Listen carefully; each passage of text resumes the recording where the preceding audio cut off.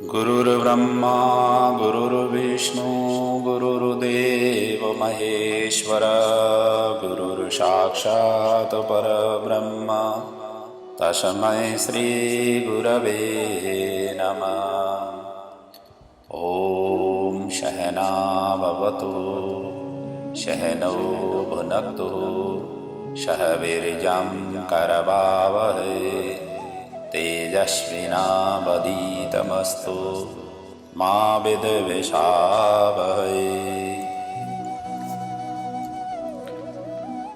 विश्व प्रसिद्ध चाणक्य नीति की हम चिंतन मनन करते हुए आ रहे हैं। कल हमने 5वां अध्याय की 9वां श्लोक तक की चिंतन मनन किया था। आज 5वां अध्याय की 10वां श्लोक से चिंतन मनन को आगे बढ़ा रहे हैं। अत्यंत अद्भुत इस ग्रंथ की जो आज से 2500 वर्ष पहले लिखी गई है, आज भी समाज के लिए इन नीतियों का कई संदर्भों को लेने लायक का है, ग्रहण करने योग्य है, अनुगमन करने योग्य है। तो अपना जीवन सरल हो, सुगम हो, समाज सरल सुव्यवस्थित हो, इस उद्देश्य से ही अभिप्रेरित होकर के चाणक्य जी ने ये नीति उस समय की समाज व्यवस्था को देखते हुए उन्होंने तय करके समाज को छोड़ करके गए। आज भी कई प्रसंग सांदर्भिक लगते हैं और कई प्रसंग थोड़ा सुपाच्य भी नहीं है। दोनों मिला जुलाइए, जो ठीक लगे वही लेना है, क्योंकि उस समय बनी हुई पुस्तक की आज समाज तो हमेशा ही परिवर्तनशील है, सब सारा परिवर्तनशील है। तो इसलिए सभी की सभी सांदर्भिक होगी ऐसा तो नहीं है। फिर भी जो है यहाँ पर लिखा हुआ उसी की हम यथातीतम आप सभी के समक्ष प्रस्तुत कर रहा हूं। तो आइए आज 10वां श्लोक से आगे बढ़ रहे हैं। अन्यथा वेद पांडित्यम शास्त्र आचार अन्यथा अन्यथा कुवचः शांतम लोकाः क्लिश्यन्ति चान्यथा। जो व्यक्ति दूसरे ने किया हुआ जो कार्य है उसके प्रति हमेशा हमेशा नकारात्मक भाव से व्यर्थ है, इस तरीके से जो कहता है वो व्यक्ति स्वयं व्यर्थ रहता है। जो व्यक्ति ऐसे कार्य नहीं कर सकता है वही व्यक्ति दूसरे की नकारात्मक टीका टिप्पणी करता है। जो व्यक्ति नकारात्मक टीका टिप्पणी करता है इसका मतलब उसके पास में वो दम नहीं है, इसलिए वो इस तरीके की भावें व्यक्त करता है। इसलिए कहते हैं, कई लोग कहते हैं ना वेद पांडित्य व्यर्थ है, शास्त्रों का ज्ञान व्यर्थ है, ऐसा जो कहता है वो स्वयं ही व्यर्थ है। क्योंकि वो शास्त्र और जो वो तो ज्ञान ही है, क्योंकि उसके अंदर में वो जा नहीं सका है, अंदर की भाव उसने ग्रहण कर नहीं पाया है, उसके अंदर में इतना सामर्थ्य नहीं है, इसलिए वो व्यर्थ कहता है। तो इसलिए जो ऐसा कहता है उनकी ये ईर्ष्या है और उनकी ये दुख है, वो दुख ही अभिव्यक्ति के रूप में, व्यर्थ के रूप में वो व्यक्त कर लेता है। जबकि वेद शास्त्र ज्ञान ये कभी भी व्यर्थ नहीं है। ये तो जो इसके अंदर में जिन्होंने अवगाहन किया है, जिसने इनकी तत्वों को लिया हुआ है, वही व्यक्ति समझ सकता है। जो वहां तक पहुंचा ही नहीं है वो व्यक्ति तो व्यर्थ व्यर्थ ही कहेगा। अगले सूत्र में कहते हैं, दारिद्र्य नाशनम दानम शीलम दुर्गति नाशनम अज्ञानानाशिनी प्रज्ञा भावना भयनाशिनी। दरिद्रता का नाश दान से होती है। बड़ा विचित्र है यहाँ, जब खुद ही दरिद्रता है, खुद ही गरीबी में पड़ा हुआ है, वो व्यक्ति कैसे दान कर सके। चाणक्य जी कहते हैं ऐसे दान करने के लायक नहीं होते हुए भी यदि अपने तरफ से कुछ न कुछ दान करता है तो वो महान है, वो छोटा बड़ा नहीं है। और दुर्गति का नाश शालीनता से होती है। इसी प्रकार मूर्खता का नाश ज्ञान से होती है, अज्ञान का नाश ज्ञान से होती है। अज्ञानानाशिनी प्रज्ञा, ज्ञान से नाश होती है। और भावना भयनाशिनी, भय का नाश भावना से होती है। इसलिए जो दरिद्र रहते हुए भी सामर्थ्य के अनुसार दान देकर दूसरों को कष्टों को निवारण करते हैं, उसका दान समृद्ध व्यक्ति के दान से श्रेष्ठ माना गया। समृद्ध व्यक्ति तो दान करते ही है, जिसके पास में धन दौलत हो तो दान करते ही है, लेकिन धन नहीं होते हुए भी वो दान करने के लिए उद्यत होता है और करता है, तो श्रेष्ठ दान माना गया।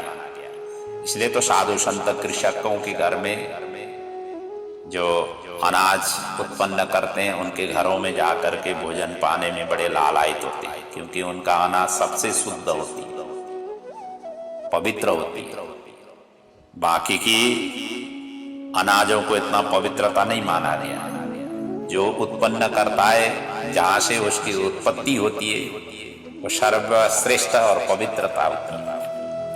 तो यहाँ पर ये दान इस तरीके से बताया गया है दान की। और इसी प्रकार शालीनता के साथ संकट काल को सहन करने वाला व्यक्ति, जहाँ संकट आ जाए, अपने गुण और शालीनता से उसको सामना कर सके, वही व्यक्ति महान माना जाता है। और वही व्यक्ति विजय पर, संकटों पर, आपत्तियों पर विजय प्राप्त कर सकता है। क्योंकि जो भी संकट ले आने वाले हैं, वो कुछ न कुछ उद्देश्य से आए हुए होते हैं, और अपने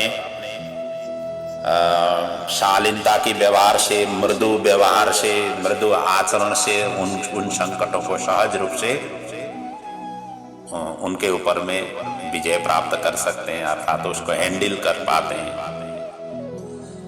और इसी प्रकार ज्ञानी व्यक्ति द्वारा अज्ञान का नाश करता है, और भावना के द्वारा ही भय को नाश किया जा सकता है, क्योंकि भय उत्पन्न भावना से ही होती है, जिसका हमने पिछले संदर्भों में चर्चा की थी।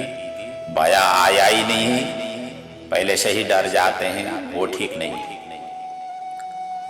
आगे जाकर के अगले सूत्र में कहते हैं, नास्ति काम समो व्याधिर, नास्ति मोह समो रिपु, नास्ति कोप समो बन्नी, नास्ति ज्ञानात् परम सुखम।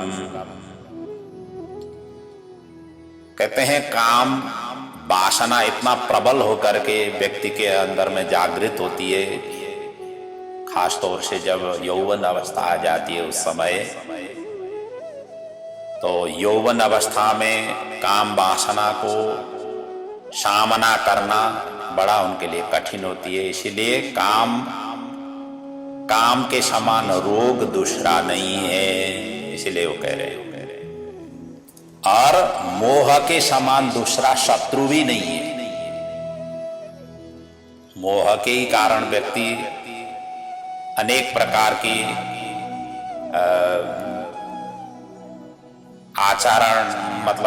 आचार विहीन कार्य करने में उद्यत हो जाता है। जो नहीं करना चाहिए वो कार्यों के लिए वो उतारू हो जाता है। ये मोह के ही कारण होती है। और क्रोध के समान आग नहीं है। अग्नि तो अग्नि है ही है, लेकिन क्रोधाग्नि सबसे तेज, सबसे अनिष्टकारक। तेज तो तेज है ही है, अग्नि स्वयं तेज का प्रतीक है, लेकिन सबसे अनिष्टकारक तत्व क्रोध माना गया है। क्रोध के चक्करों में आकर के व्यक्ति कहां से कहां हो जाता है। तो इसलिए क्रोध को शमन करना चाहिए, और ज्ञान से बढ़कर के सुख भी नहीं है, अंतिम में कहते हैं। और ज्ञान ही व्यक्ति इन तीनों चीजों के ऊपर में अपने आप के काबू में रख पाता है। इसलिए ज्ञानी होना जरूरी है, विद्या अर्जन करना जरूरी है। ज्ञानी हो जाएंगे तो ये सभी के सभी चीजों को हैंडल कर पाएंगे। ज्ञान से ही हैंडल हो पाती है। तो आगे अगले सूत्र में कहते हैं, जन्म मृत्यु ही आते को भुनक्ति कशुभाशुभम नरकेशो पतत्ति क एको याति पराम गतिम। ये जन्म मृत्यु का जो चक्र है ना, वो हम सभी को अकेले अकेले ही सफर करना है। संसार में सगे संबंधी तो मिलेंगे, लेकिन बाद में मिलेंगे। जन्म भी अकेले ही लेना है, जो मंजिल में पहुंचना है वो अकेले ही पहुंचना है, और मृत्यु होते समय भी हमें अकेले ही जाना है। कोई हमारे साथ में जाने के लिए तैयार नहीं होंगे, चाहे जितना भी घनिष्ठ मित्र हो या घर के घनिष्ठ सदस्य ही हो। पत्नी का शरीर पूरा हुआ तो पति नहीं जाते हैं, पति का शरीर पूरा हो तो पत्नी नहीं जाती है साथ में। तो सभी को जाना अकेले ही, आना भी अकेले ही, जाना भी अकेले ही। इसलिए अच्छे कर्म का भोग भी अकेले को ही भोगना है, और बुरे कर्म का जो फल है नरक आदि का यात्रा भी अकेले को ही करना है। यही समझ करके अपने आप को कहाँ कैसे किस तरीके से जीवन को आगे बढ़ाना है, सोच समझ करके आगे बढ़ना चाहिए। हम पाप करेंगे और दूसरा उसका फल भोगेंगे, ये संभव नहीं है। जिन्होंने पाप किया हुआ है उन्हीं को ही वो फल भोगना पड़ेगा, जिन्होंने पुण्य किया हुआ है उन्हीं के ही द्वारा फल प्राप्ति होती है। इसलिए पाप पुण्य ये अपने अपनी सभी के अपने अपने कर्मों के आधार पर जो जैसा करेगा उसी हिसाब से भुगतना पड़ेगा। इसलिए अकेला ही ये सारा कुछ करना है, उसी हिसाब से जीवन का ये चक्र है, ये शाश्वत चक्र है, सनातन चक्र है। इसलिए उसी हिसाब से अपने व्यवहार करनी चाहिए, ये कहते हैं। अगले सूत्र में कहते हैं चाणक्य जी, तृणम ब्रह्मविदः स्वर्ग तृणम शूरस्य जीवितम जिताक्षस्य तृणम नारी निष्प्रियस्य तृणम जगत। अब ब्रह्मविदः अर्थात ब्रह्म ज्ञानियों की दृष्टि में ये स्वर्ग आदि लोग जितने भी हैं ये सभी तृण के समान है, ये तुच्छ है। जिनकी वृत्ति ब्रह्माकार वृत्ति हो गया है तो स्वर्ग आदि लोग उनके लिए तुच्छ माना गया है, क्योंकि ऐसे लोग स्वर्ग आदि लोगों की अपेक्षा नहीं करते, प्रभु की सायुज्य सामीप्य आदि मुक्तियों की वो इच्छा रखते हैं। तो इसलिए ब्रह्माकार वृत्ति के व्यक्तियों के लिए ब्रह्म ज्ञानियों की दृष्टि में स्वर्ग तीन के समान है। उसी प्रकार शूरवीर के दृष्टि में शूरस्य जीवितम, शूरवीर के दृष्टि में जीवन तीन के समान है। तभी तो वो जो है ना संहार कर पाएंगे। जो सैनिक क्षेत्रों में जो काम करते हैं, अपने आर्मी पुलिस इन क्षेत्रों में जो सुरक्षा के क्षेत्रों में जो काम करने वाले व्यक्ति है, वो दूसरे को तीन के समान देखते हैं, तभी जाकर के वो आक्रमण कर पाते हैं। तो उनके लिए और जिताक्षस्य तृणम नारी, जिन्होंने इंद्रिय पर विजय प्राप्त किया हुआ, उनके लिए जो एकदम सुंदरी स्त्री भी तीन के समान उनको प्रतीति होती है, क्योंकि इंद्रिय के ऊपर में उन्होंने पहले से ही विजय प्राप्त किया हुआ है। तो जितना भी सुंदर स्त्री हो उनको कोई फर्क नहीं पड़ता है। जो इंद्रियातीत हो गए, मतलब इंद्रिय विजय प्राप्त हुए हैं। इसीलिए तो कामदेव आए थे सारा का सारा लेकर के, शिव जी ने सारा सभी को भस्म कर दिया। कामदेव ने बाण चलाते समय अनंग कर दिया।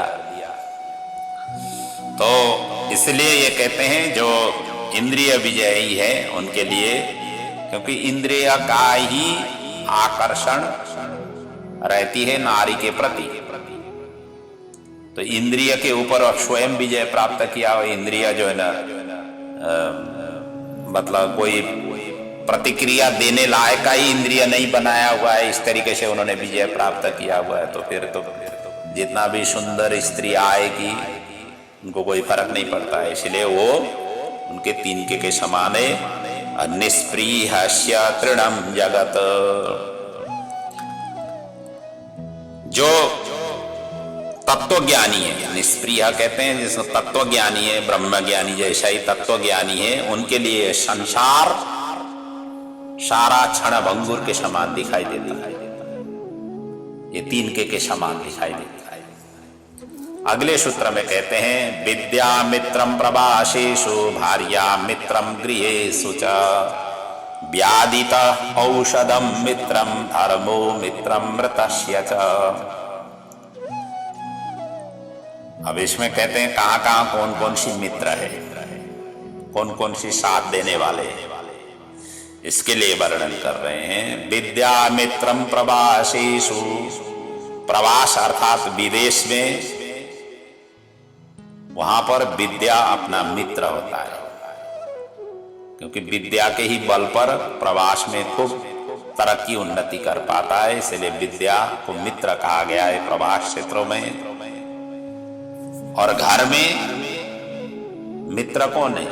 एक पति के लिए पत्नी, पत्नी के लिए पति। और रोगियों के लिए मित्र कौन है? औषधि, दवाई ही उनके लिए मित्र है। और मृतक व्यक्ति का मित्र कौन होता है? जो जिनका शरीर पूरा हुआ है उसका मित्र कौन होता है? उसके लिए धर्म है, धर्मो मित्रम मृतस्य च।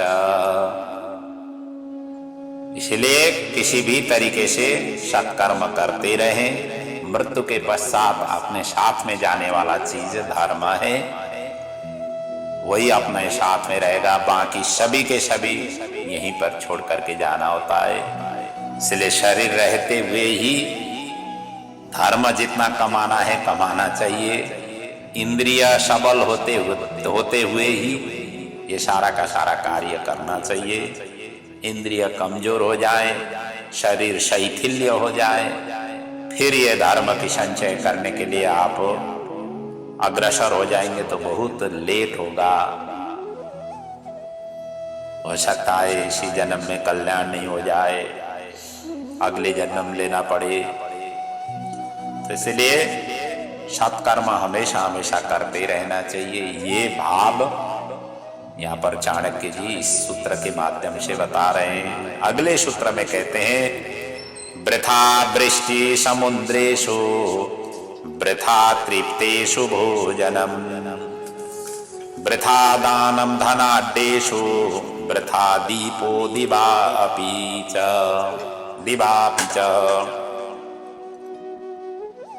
अब कहाँ कहाँ ये वृथा है उसके विषय में बता रहे हैं, कहाँ कहाँ है, कौन कौन सी चीज में क्या क्या चीज वृथा। वृथा मतलब व्यर्थ है। कहते हैं समुद्र में जो बारिश हो जाए ना वो वृथा है। बारिश कहाँ होनी चाहिए? जहां पर बारिश की जरूरत हो, जहां बंजर भूमि हो। जिस भूमि में बंजर भूमि हो उस बंजर भूमि में बारिश हो जाए तो फसलें लगा सकते हैं, खेती बाड़ी किया जा सकता है। तो इसलिए वहां पर बारिश की जरूरत होती है। जहां सूखा क्षेत्र है वहां पर बारिश की जरूरत पड़ती है। तो इसलिए और वृथा तृप्तेषु भोजनम, जो पहले से ही भोजन कर चुके हुए हैं उनको फिर से भोजन कराना वृथा है, व्यर्थ है, क्योंकि वो भोजन नहीं कर पाएंगे। पहले से ही पेट भरा हुआ है तो कहां से फिर भोजन कर पाएंगे। और वृथा दानम धनाढ्येषु, धनी लोगों को दान देना भी व्यर्थ है। पहले से ही धनवान है, संपन्न है, तो वहां पर धन देने की कोई जरूरत ही नहीं है, कोई दान देने की जरूरत ही नहीं है उनको। और सूर्य नारायण है सामने, जग रहे हैं अच्छी तरह से, और आप ज्योत वहां पर जगा रहे हैं, वो भी व्यर्थ माना गया है। ज्योत तो तभी जगानी चाहिए जब अंधकार हो,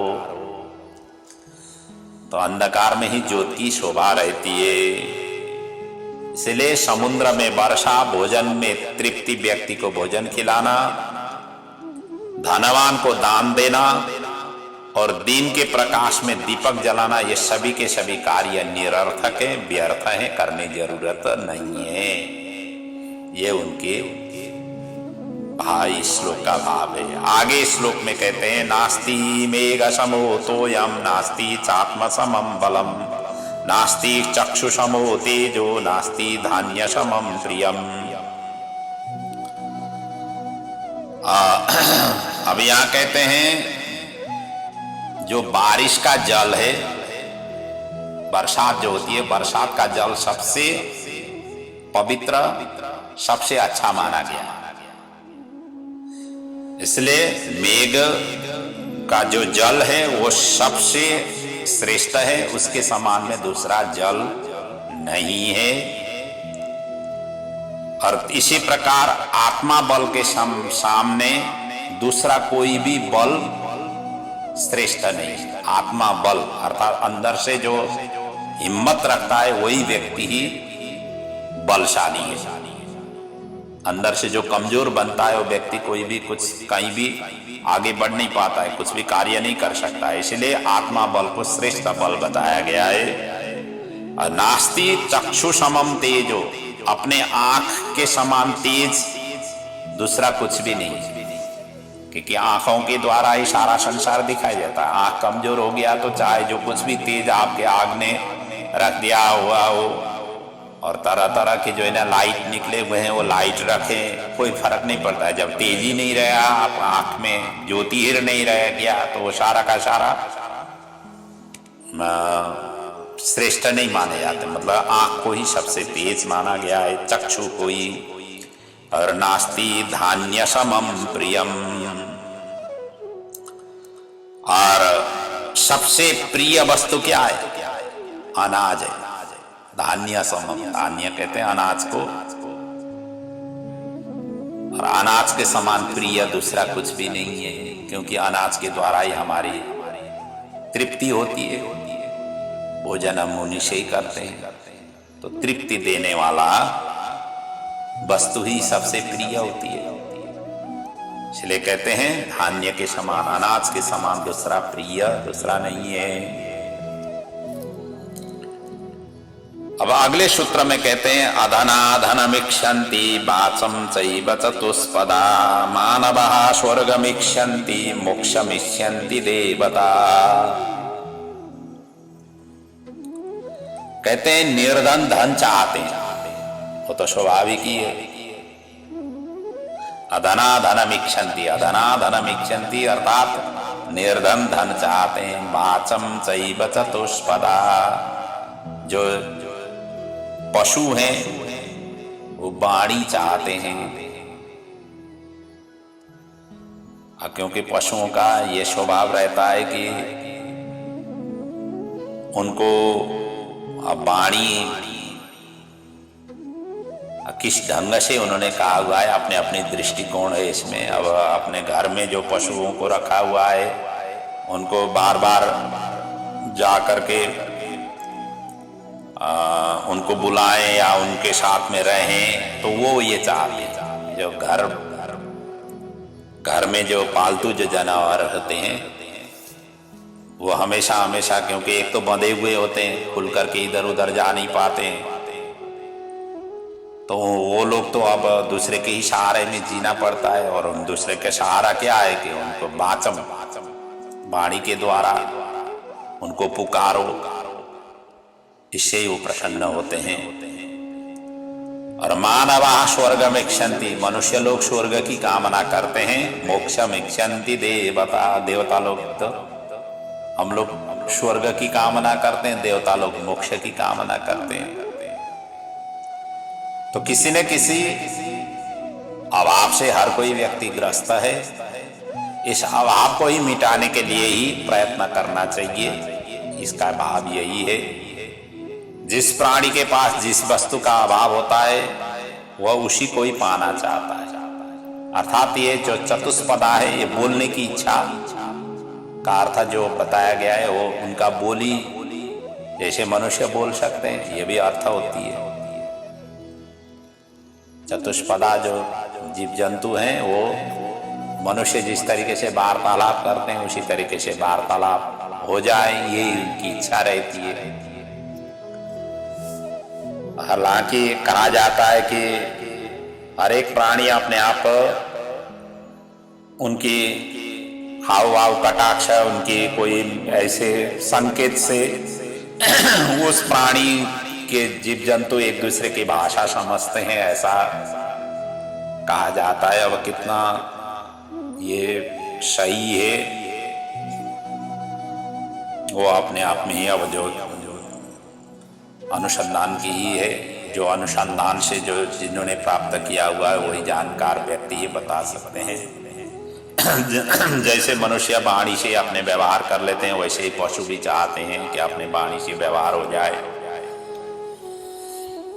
और अगले सूत्र में कहते हैं सत्येन धार्यते पृथिवीं सत्येन तपते रवि सत्येन भाति वायो सर्वं सत्य प्रतिष्ठितम्। ये सारा का सारा संसार सत्य से ही स्थित है, सत्य में ही स्थित है। सत्य पर ये पृथ्वी टिकी हुई है, सत्य से ही सूर्य अपना तेज फैलाते हैं, सत्य से ही वायु बहती है और संसार के सभी पदार्थ सत्य में ही निहित है। इसलिए सत्यम एव विजयते कहा गया है और सत्यम शिवम सुंदरम ऐसे इसलिए कहा गया है। सत्य को यहाँ पर महत्व चाणक्य जी दे रहे हैं।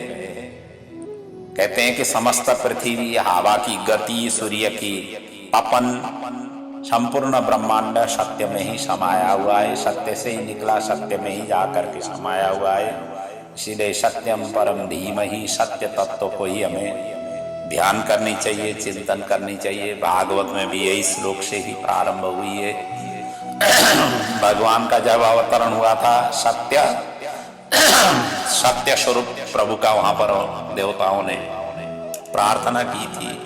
तो कहने का मतलब सत्य से ही संसार टिका हुआ है, सत्य से बढ़कर कोई दूसरा चीज नहीं है। इसीलिए सत्य में हमारा जीवन चले, हमारा समाज चले, हमारा आचार व्यवहार सत्य के आधार पर चल सके, ये वो प्रेरणा देने के लिए बता रहे हैं। मतलब चाणक्य जी इस तरीके से आप व्यक्त कर रहे हैं।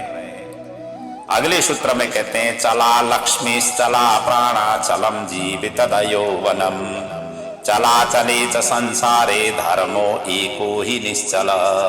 सभी चीज अपने साथ छोड़ करके जाते हैं लेकिन धर्म अचल होकर के रहता है, ये भाव इसमें। क्योंकि चला लक्ष्मी चला प्राणा, लक्ष्मी भी चंचल है, आज है तो कल नहीं रहेगी। प्राण भी आज जब तक जीवित रहेंगे तब तक प्राण रहेगा, जिस दिन शरीर छोड़ देंगे उस दिन प्राण भी चला जाएगा। यौवन बालक, बाल्यकाल कब चला जाएगा हमें पता ही नहीं है, और यौवन कब आया कब चला गया वो भी हमें पता नहीं है। ये सभी चलाचल का ही खेल है, आज है तो कल नहीं है, उस तरीके से चलते रहेंगे। लेकिन संसार में धर्म एको ही निश्चल, केवल धर्म ही ये निश्चल अर्थात अचल होकर के रहता है, स्थिर होकर के रहता है। इसलिए धर्म में हमेशा हमेशा प्रवृत्ति होनी चाहिए। जो अविनाशी तत्व है, जो निश्चल है, जो नाश नहीं होता है, उसी की ही सहारा लेना चाहिए। बाकी जो नाशमान है उनका सहारा लेने से कल्याण नहीं होगा, ये भाव है। अगले सूत्र में कहते हैं नाराणाम नापितो धूर्त पक्षीणाम चैव वायस चतुष्पदां श्रृगालस्तु स्त्रीणाम धूर्ता च मालिनी। कहते हैं पुरुषों में सबसे धूर्त कौन होता है? नाई। उनकी भाषा में, उनकी मत में यह है, चाणक्य की मत में नापितो धूर्त, नाई सबसे धूर्त होता है। और पक्षीणाम चैव वायस, पक्षियों में सबसे धूर्त कौआ होता है। और पशुओं में सबसे धूर्त गीदड़, ये माना गया। और स्त्रीणाम धूर्ता च मालिनी, जो स्त्रियों में सबसे धूर्त कौन है? जो आलस्य होकर के रहती है, जो मतलब कोई कार्य किए बिना रहती है, आलसी जो भाव है स्त्रियों में, वही धूर्तता का स्वरूप है। इसीलिए घर गृहिणी को, स्त्रियों को हमेशा हमेशा स्फूर्ति होना चाहिए, हमेशा हमेशा अपने को चंचल स्वरूप से रहना चाहिए। आलसी स्वरूप होना ही और धूर्तता का प्रतीक चाणक्य जी कह रहे हैं। और अगले 2 सूत्रों में इनका भाव पिछले अध्याय में भी आ चुका हुआ है, यहाँ पर पुनः आया हुआ है। वो कहते हैं जनिता चोपनीता च यस्तु विद्याम प्रयक्षति अन्नदाता भयत्राता पंचैते पितरः स्मृता। 5 प्रकार के पिता होते हैं, इनका चिंतन हमने पिछले अध्याय में किया था, जिसमें जनिता मनुष्य को जन्म देने वाले, जिनसे जन्म प्राप्त हुआ है वो तो पिता है ही है, और यज्ञोपवीत संस्कार कराने वाले वो भी पिता के ही समान है, पिता के ही रूप में उनको भी हमें सम्मान करना चाहिए। और विद्या देने वाले आचार्य जो गुरु हैं वो भी पिता के ही रूप में हैं। अन्न देने वाले और भय से मुक्ति दिलाने वाले, ये 5 प्रकार के पिता कहे गए हैं। उसी प्रकार माता की भी 5 प्रकार की माताओं का यहाँ पर वर्णन है। कहते राजपत्नी, गुरु पत्नी, मित्र पत्नी, तथैव च पत्नी माता स्वमाता च पंचैता मातरः स्मृता।